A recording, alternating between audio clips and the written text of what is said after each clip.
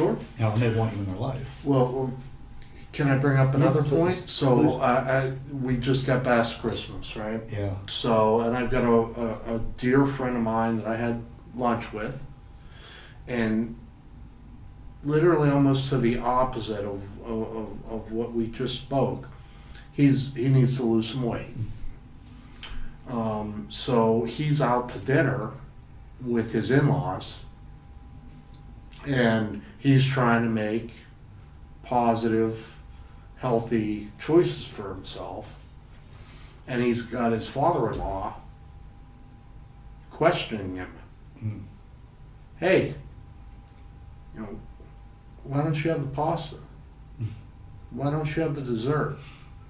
And when I was in the early stages of my growth, I noticed the same. Mm-hmm. Justin, why aren't you having a drink? Justin, why aren't you staying out late? Hmm.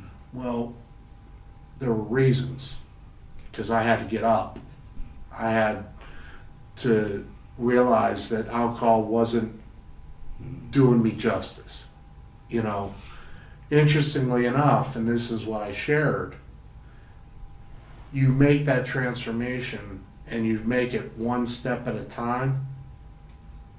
Well, one step at a time, one day at a time, stacked together by 365 days, you become a different human being. Mm-hmm. And then that same person walks up to you and goes, wow, Mm-hmm. like, you're different. Yeah. And that's certainly one of the rewards, So when he drops the 40 pounds he's wanting to drop, and he comes walking into his in-laws at 40 pounds lighter, it's gonna be a wow. Like, I get it, Mm-hmm. So. And something to bring up too, and to discuss a little bit further, is the enemy that it's not really your enemy, but people that use empathy to disarm you. And if you don't have, as I talk about, is that you want to have enrollment with people so they know you're up to something. And it is a benefit of a New Year's resolution, is that it already speaks directly into enrollment to other people. May not necessarily have a real high effectiveness when you just tell people it's your New Year's resolution, but you've given them a heads up. But if you don't get that enrollment, you'll have that issue where you sit down and you're like, we're at the dinner with familiar people, with familiar settings, and you're like, yeah, I'm not going to do the pasta. And then they get to pull you back to where they knew you were, versus the person that you're working to become. And it's not that they're doing it out of anything negative as much as it is just the familiar aspects of you. Mm-hmm. As people, they typically don't like to see people change, because it requires that they understand what they're up to, which is more energy. Mm-hmm. And if they're dependent on something that you do or how you be, that could have them go, I don't want to lose that, what I'm dependent on. And you changing, I don't know, you might leave me if I'm your spouse. You might be the friend that, you're not going out anymore, but we were buddies that went to the bar. Mm-hmm. So things like that too. Enrollment's really helpful, and I would say that's a pro aspect when it comes to New Year's resolutions. Is that a pro value is it's a direct declaration. At least you get to say it to people, versus I want to lose weight, and then you don't tell anybody and you just start doing it. Right. Then you get the crabs in the bucket scenario. Right. Pull you back. Yeah. So as far as, what would you say, and we'll start with Ed and we'll come back over to you, Justin, Sure. as far as like a real impactful resolution that you've made? That's not necessarily New Year's resolution, but you can answer that too and be like, hey, it was not a New Year's resolution, but Impactful? yeah, something that really, like, wow, I'm so glad I did that. Well, I'm doing it right now. Yeah. I'm here. I love it.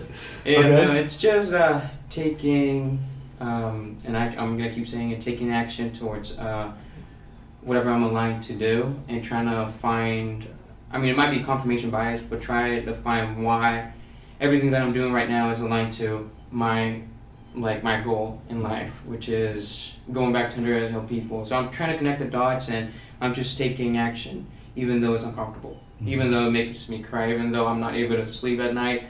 I'm gonna take action. No matter if I go in debt and I'm not able to pay right now, I'm gonna take action because I've been training myself to change, to take risks. Because I work in a binary concept.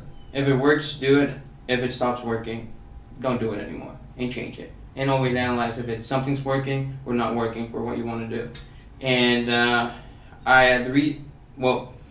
the reason or like cause I did that is because I created an anchor, and we already talked about this in a previous video in which it's more of a personal anchor. You don't make other people your anchor. You make yourself your anchor. You don't make society your anchor. You make yourself your anchor so you can fill your cup. Because most of the times we don't want to change because we don't want to disappoint people. We don't want to be excluded from social settings. But once you start making changes, people start noticing that you're different, you're more interesting, you're more confident, you glow in a different light. And now they want to learn more from you. But most people live in this concept of, oh yeah, I have to fit in, I'm not going to change, I'm going to do the same thing, the status quo. Yeah. So I'm glad I'm making the change of changing myself every single year, every single month. And with you saying anchor, I know that we have talked about it, but the people watching, they may not have actually saw that video or may have missed that point. Could you give them a little bit more definition to anchor? So my anchor is more about, so first, because it's been said since I was a little kid. I love my homeland, I love Honduras, and I love my people. And I'm like, what man do I have to be in order to help that country? What can I do to improve? So I created a dream, which Paul Checks talks about that. I created a dream, and I'm following my dream line. So anything that deviates from that, I'm just gonna exclude it. It doesn't work for me. It might sound selfish, but at first you're gonna develop the I, and then you move to the we, and then to the all. You can't start all we I, because your cup is gonna be empty, and what are you gonna give to other people if you haven't treated yourself well? If you don't love yourself, you don't speak kind words to yourself. I mean, it's not about being egocentric. It's more about being having a mature ego instead of, oh, it's just me, and becoming this narcissistic fucker. It's more about, okay, I gotta do this because if I die, if I don't do this, if I'm unhealthy, I'm not gonna be able to take care of the people around me.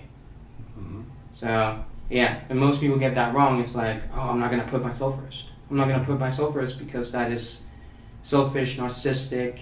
But you see that most people are being narcissistic because they're not maturing the I, but they also put other people first, trying to fit in. So it's just, how would you call it? Ironic, or a paradox. Yeah. The paradox of the ego, let's call it. If you enjoyed this clip, you can catch the full video, episode 247 on the Maturity Project, with our special guests, Ed and Justin. Thank you so much, and we'll see you on the next one.